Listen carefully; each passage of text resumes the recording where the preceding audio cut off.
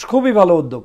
এই যে শাহবাগে তারা রমজানকে স্বাগত জানিয়ে তারা সেখানে অনুষ্ঠান করেছে। কোনোদিন শাহবাগে আপনি কোনো কাওয়ালি অনুষ্ঠান রাতের বেলা ইসলামিক বা মুভমেন্টের পক্ষে বা ধর্মীয় মূল্যবোধের পক্ষে কেউ কোনোদিন করতে পেরেছে গত 16 বছর? পারেনি।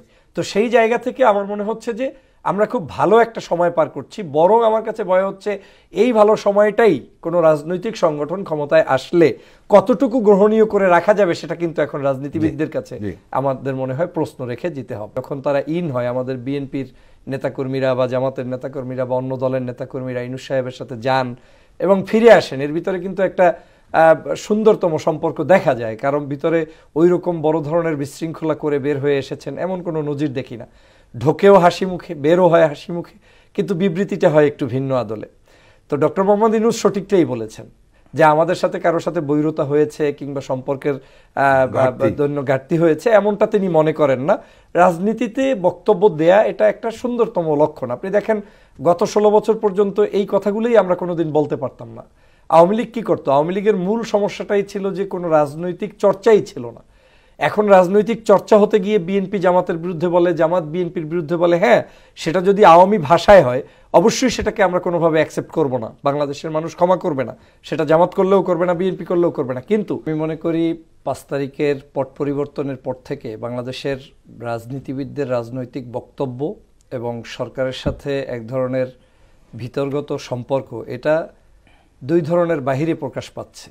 কিন্তু বাস্তবতা হচ্ছে এই, বাংলাদেশের প্রত্যেকটি রাজনৈতিক দলের নেতারা মনে করেন যে ডক্টর মোহাম্মদ ইউনূসই হচ্ছে আমাদের মূলত ফেসিবাদ মুক্ত পরবর্তী যে দেশ চলছে তার মূল কাণ্ডারি, এবং তার নেতৃত্বে এই দেশে এখন যদি এই সরকার ব্যবস্থা না চলে তাহলে অবশ্যই দেশ ক্ষতিগ্রস্ত হবে, জাতি ক্ষতিগ্রস্ত হবে, এমনকি গণতান্ত্রিক পথে আমরা যেতে পারবো না। আমি বিশ্বাস করি এটা বাংলাদেশের সর্ববৃহৎ দল বাংলাদেশ জাতীয়তাবাদী দল বিশ্বাস করে, সেকেন্ড লার্জেস্ট পার্টি জামাত ইসলাম বিশ্বাস করে, তার সাথে অন্যান্য ডানপন্থী বামপন্থী সকল রাজনৈতিক দল এতটুকু বিশ্বাস করে যে এই মুহূর্তে ডক্টর মোহাম্মদ ইউনূসের বিকল্প কিছুই নেই। তবে আপনাকে এটা মনে রাখতে হবে যে রাজনীতিবিদরা রাজনৈতিক বক্তব্য দিয়েই চলবেন।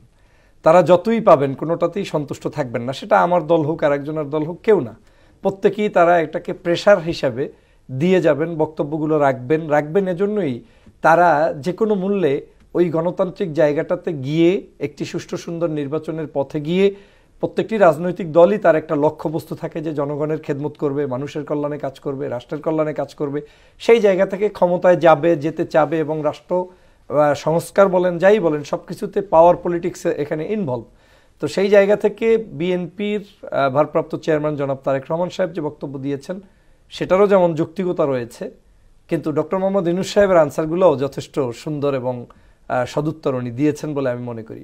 আমি ডক্টর মোহাম্মদ ইউনূস সাহেবের প্রত্যেকটি বক্তব্যই বিশ্লেষণ করার চেষ্টা করি এবং ওনাদের বডি ল্যাঙ্গুয়েজগুলো আমি দেখার চেষ্টা করি যে যখন তারা হয় আমাদের বিএনপির নেতাকর্মীরা বা জামাতের নেতাকর্মীরা বা অন্য দলের নেতাকর্মীরা ইউনূস সাহেবের সাথে যান এবং ফিরে আসেন, এর ভিতরে কিন্তু একটা সুন্দরতম সম্পর্ক দেখা যায়। কারণ ভিতরে ওই রকম বড় ধরনের বিশৃঙ্খলা করে বের হয়ে এসেছেন এমন কোনো নজির দেখি না। ঢোকেও হাসি মুখে, বেরও হয় হাসি মুখে, কিন্তু বিবৃতিটা হয় একটু ভিন্ন আদলে।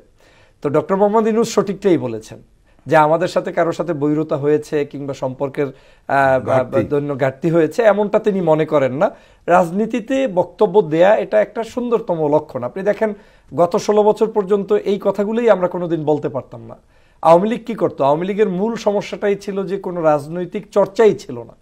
এখন রাজনৈতিক চর্চা হতে গিয়ে বিএনপি জামাতের বিরুদ্ধে বলে, জামাত বিএনপির বিরুদ্ধে বলে। হ্যাঁ, সেটা যদি আওয়ামী ভাষায় হয় অবশ্যই সেটাকে আমরা কোনোভাবে অ্যাকসেপ্ট করব না, বাংলাদেশের মানুষ ক্ষমা করবে না, সেটা জামাত করলেও করবে না, বিএনপি করলেও করবে না। কিন্তু যেই চর্চাটা আমাদের মধ্যে হচ্ছে, একে অপরের মধ্যে আলোচনা হচ্ছে, সমালোচনা হচ্ছে, কেউ সংস্কারের পক্ষে, কেউ আধা সংস্কারের পক্ষে, কেউ পূর্ণাঙ্গ সংস্কারের পক্ষে, কেউ দ্রুত নির্বাচনের পক্ষে, কেউ আবার টাইম ফ্রেম না বেঁধে নির্বাচনের পক্ষে, এগুলো কিন্তু একটা গণতান্ত্রিক প্রক্রিয়া এবং এই প্রক্রিয়াটা চলমান রাখতেই আমি মনে করি যে বিএনপির এই বক্তব্যের জায়গা থেকে তারা সঠিক।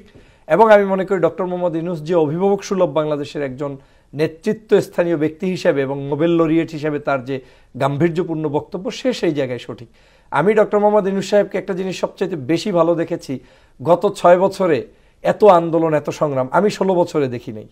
আমরা 16 বছরে আন্দোলন দেখেছি, সুযোগই ছিল না তখন, সুযোগই ছিল না তখন দাবি দেওয়ার বিষয়ে Right, কথা বলা, কিচ্ছু ছিল না। আপনি কোনোদিন গণভবনের সামনে দাঁড়াতে পারবেন রিক্সা নিয়ে, এরকম সম্ভাবনা কোনোদিন ছিল না। এখন তো আপনার কি বলে যমুনার সামনে একেবারে পিলারের সামনে পর্যন্ত মানুষ যেতে পারে, দাঁড়াতে পারে এবং প্রতিবাদও করতে পারে, এই ধরনের আমরা অবস্থান দেখেছি। এখন তো আমরা দেখছি যে কোনো জায়গায় ওই ধরনের কোনো মানুষ এই ডক্টর মোহাম্মদ ইউনূসের আমলে আন্দোলন করতে গিয়ে ইউনূসের বাসভবনে গুলি খেয়ে মৃত্যুবরণ করেছে, এ নজির আমরা দেখি নাই। তো আমি সেই জায়গা থেকে বলবো যে ডক্টর মোহাম্মদ ইউনূস সাহেব তো সর্বোচ্চ ধৈর্যের পরিচয় দিয়ে সমস্ত গণতান্ত্রিক প্রক্রিয়াকে সুন্দরভাবে চলার জন্য তারা স্পেস দিচ্ছেন। বাংলাদেশে বাংলাদেশ জাতীয়তাবাদী দল তার কাজ করছে। জামাত ইসলাম আপনি দেখেন গত 16 বছর কোনো একটা অফিস পর্যন্ত ওপেন করতে পারে নাই, সব সিলগালা করা ছিল। সারা বাংলাদেশে তারা ইউনিয়ন, ওয়ার্ড, এমনকি প্রত্যেকটা জায়গায় পর্যন্ত কাজ করছে। লাস্ট গতকালকে দেখলাম খুবই ভালো উদ্যোগ, এই যে শাহবাগে তারা রমজানকে স্বাগত জানিয়ে তারা সেখানে অনুষ্ঠান করেছে। কোনোদিন শাহবাগে আপনি কোনো কাওয়ালি অনুষ্ঠান রাতের বেলা ইসলামিক বা মুভমেন্টের পক্ষে বা ধর্মীয় মূল্যবোধের পক্ষে কেউ কোনোদিন করতে পেরেছে? গত 16 বছর পারেনি। তো সেই জায়গা থেকে আমার মনে হচ্ছে যে আমরা খুব ভালো একটা সময় পার করছি। বরং আমার কাছে ভয় হচ্ছে এই ভালো সময়টাই কোনো রাজনৈতিক সংগঠন ক্ষমতায় আসলে কতটুকু গ্রহণীয় করে রাখা যাবে, সেটা কিন্তু এখন রাজনীতিবিদদের কাছে আমাদের মনে হয় প্রশ্ন রেখে যেতে হবে। মাহবুব মোর্শেদ।